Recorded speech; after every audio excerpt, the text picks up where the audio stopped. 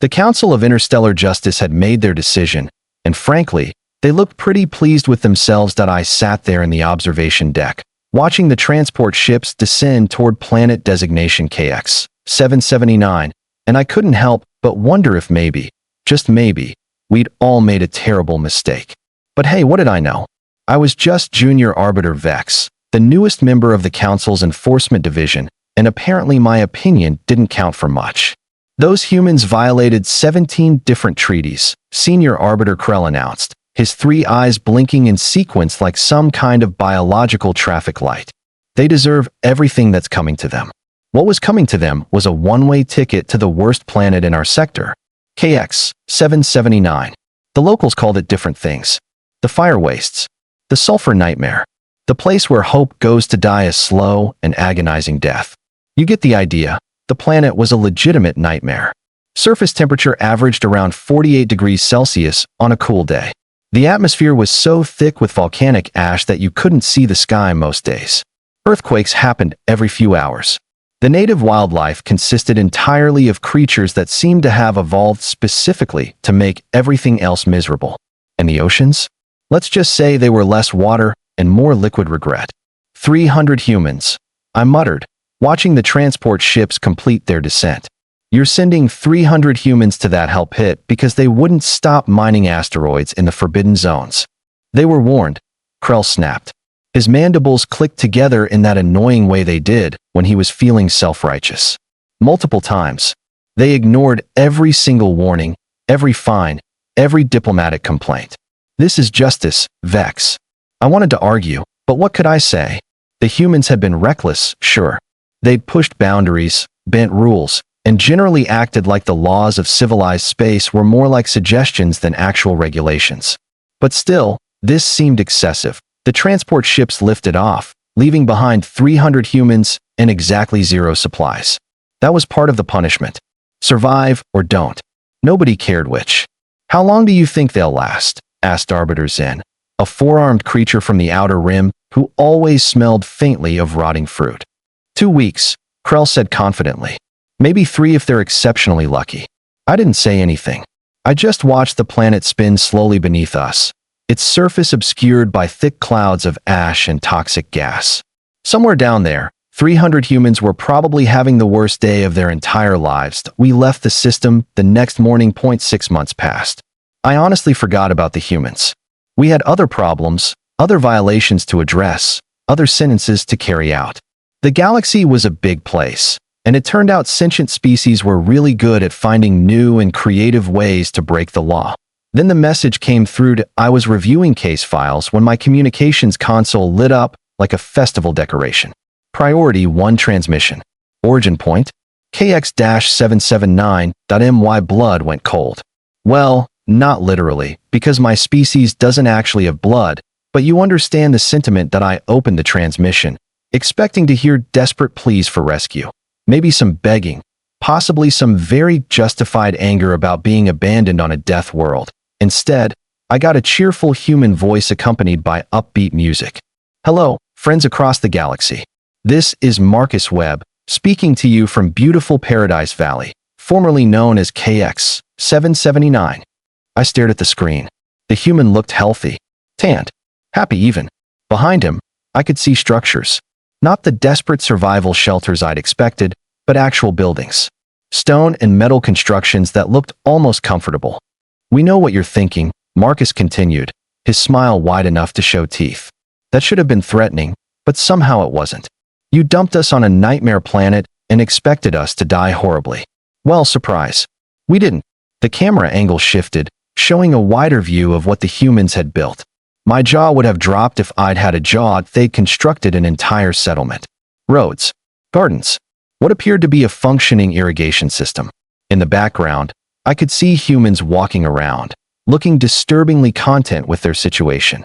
Turns out, Marcus said, walking through what looked like a marketplace, KX-779 has some pretty amazing features once you get past the minor inconveniences. The volcanic soil is incredibly fertile. The ash clouds block harmful radiation. Those earthquakes? Free geothermal energy. And the wildlife? Well, they're still terrifying, but we've learned to coexist. He stopped in front of a large sign. My translator struggled with the human text for a moment before rendering it in standard galactic script. Welcome to Inferno Resort and Spa, where the heat is free and the adventure never ends. We've even started taking reservations, Marcus added, winking at the camera. Think your species can handle a real challenge? Come visit. We've got hot springs, extreme hiking trails, and the best grilled food in 3 sectors. All thanks to natural lava flows. The transmission ended with coordinates and what appeared to be a pricing structure for various tourism packages that I sat there in stunned silence for approximately 4 minutes. Then I called Krell. Have you seen this? I demanded the moment his hologram appeared. Seen what? I sent him the transmission. Watched his 3 eyes widen in perfect synchronization as he processed what he was seeing. That's impossible, he whispered. Apparently not. They were supposed to suffer. To learn a lesson about respecting council authority. I think they learned a different lesson, I said. The emergency council session was called within hours, and let me tell you, nobody was happy. Well, except me. I was finding the whole situation absolutely hilarious, but I kept that to myself because career advancement and all that. Krell stood at the center of the chamber.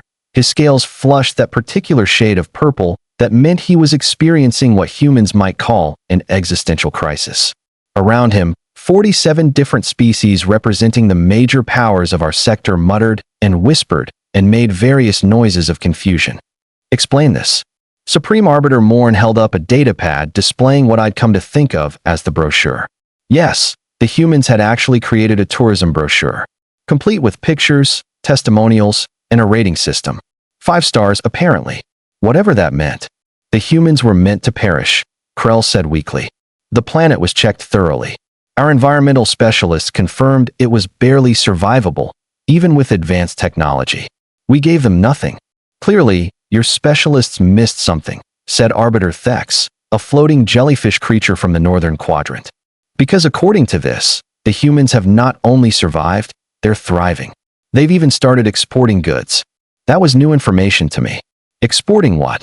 Thex manipulated his datapad with a tentacle. Volcanic glass artwork. Geothermal batteries.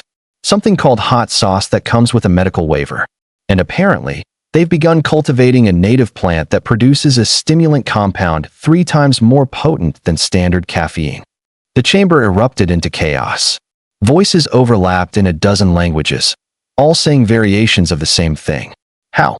Why? What do we do now? I'd done some research during the past few hours, accessing the public feeds the humans had been broadcasting. Turns out, they'd documented everything from day one. The initial panic, the first shelters, the learning process.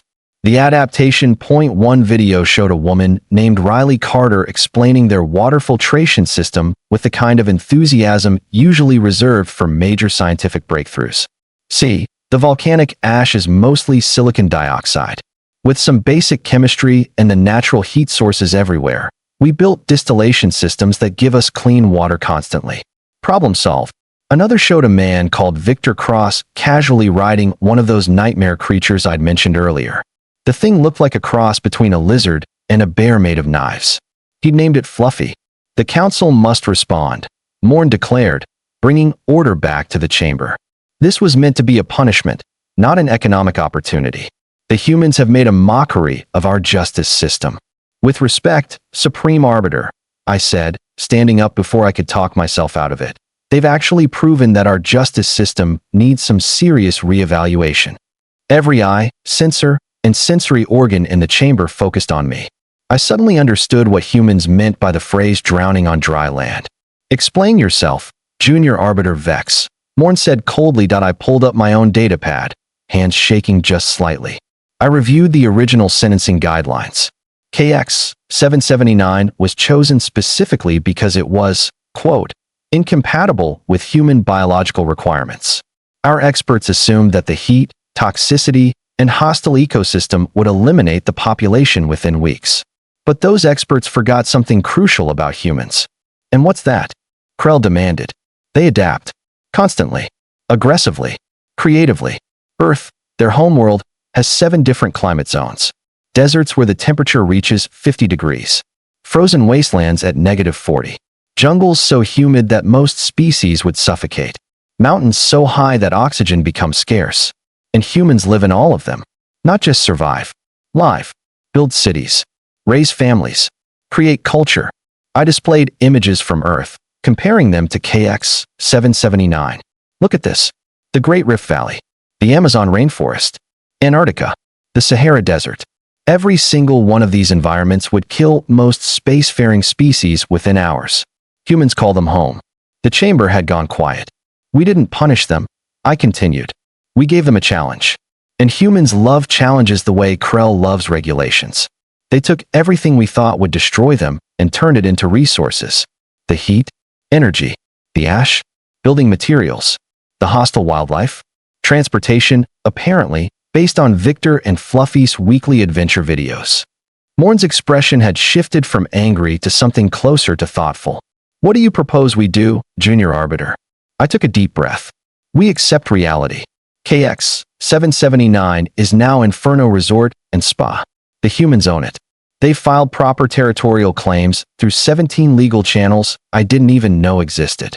And according to Section 7 of the Abandoned Prisoner Clause, which I looked up this morning, any punishment world successfully colonized by the punished party becomes their sovereign territory after 6 months of continuous habitation. That law hasn't been invoked in 4,000 years. Krell sputtered. Because nobody's ever survived long enough to invoke it, I replied. Until now. The vote took 3 hours. In the end, the council had no choice. The law was clear, even if nobody expected it would ever matter.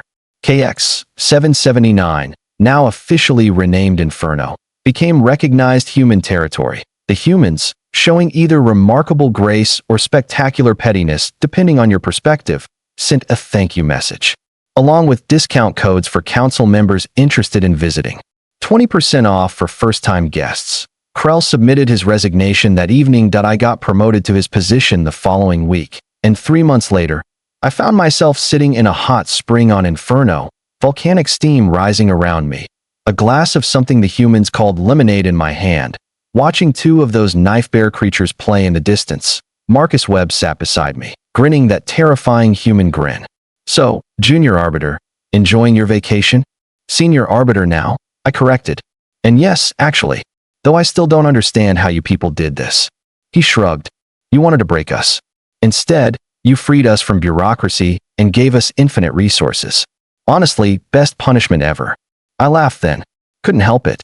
The absurdity of the entire situation just hit me all at once. Somewhere in the galaxy, the council was probably rethinking their entire approach to justice. And somewhere on this impossible planet, 300 humans had proven that the most dangerous thing you can do to humanity is underestimate them. Riley Carter walked past, leading a tour group of various alien species. And on your left, you'll see the original landing site, now preserved as a historical monument. We call it the biggest mistake the council ever made. The tour group laughed. Even the species without a sense of humor seemed to appreciate the irony that I raised my glass toward Marcus. To survival. To thriving, he corrected, clinking his glass against mine. The sun set over Inferno, painting the ash clouds in shades of orange and red that actually looked beautiful if you knew how to look at them right. And maybe that was the real lesson here. Beauty and opportunity exist everywhere, even in hell, if you're stubborn enough to find them. And humans? They were definitely stubborn enough. So what did you think? Did this story surprise you? Let me know your thoughts in the comments below. If you enjoyed this sci-fi story, please hit the like button. It really helps the channel grow. And don't forget to subscribe for more mind-blowing science fiction stories every week. Turn on the notification bell so you never miss an upload. Thanks for watching, and I'll see you in the next story.